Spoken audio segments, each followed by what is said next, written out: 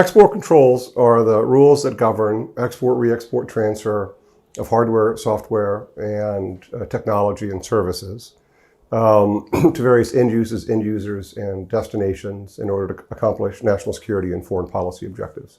For most of the last 30 plus years since the Cold War, the US, France, and other close allies have focused those controls on non-proliferation objectives, stopping the flow of conventional weapons, the things to produce or develop them, and weapons of mass destruction. With China's change in policy toward a civil military fusion policy, the use of commercial technologies and emerging technologies in order to do what was necessary to modernize its military, the U.S. began to change its approach toward export controls. Discussions started a little bit in 2016, but to be honest, it really took off in earnest during the Trump administration. And the Biden administration has actually taken a broader philosophical shift in responding to Chinese policies and broader than classical national security issues more aggressively.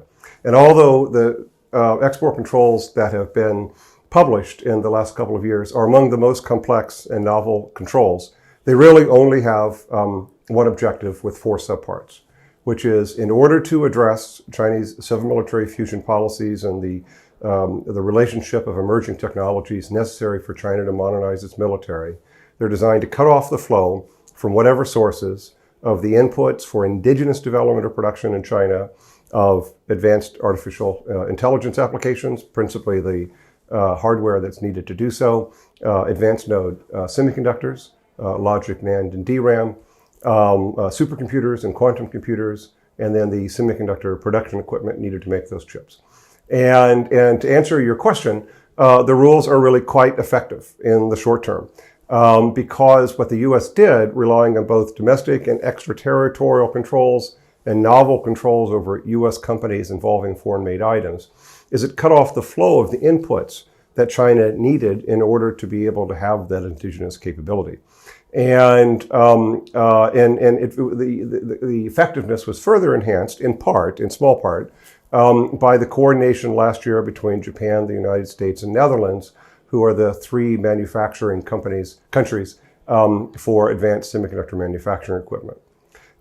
With respect to your second question about how will this continue to be effective and how to make it more effective over the long term, the key to long-term effectiveness from a U.S. perspective and from the perspective of accomplishing that national security objective, which again is broader than the classical non-proliferation focused only purpose for export controls, is to be blunt, to convince the allies that these types of controls that they should be imposing under their own systems as well is in the common security interest, is in the common human rights interest of the U.S., France, and other close allies.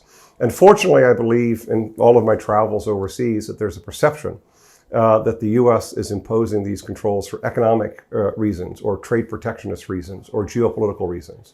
What they really are is just a broader than classical approach, given changes in Chinese policy directly related to modernizing their military, to respond to that. And for these controls to be more effective over time and to not lose effectiveness as exports start occurring from outside the United States into China that no longer can occur from the U.S. or as companies design out U.S. origin content, is for the allies to come to a new way of thinking, a new plurilateral, smaller group of countries' ways of thinking about what common security interest means with respect to these emerging technologies, these choke point technologies that China needs in its domestic economy to modernize its military.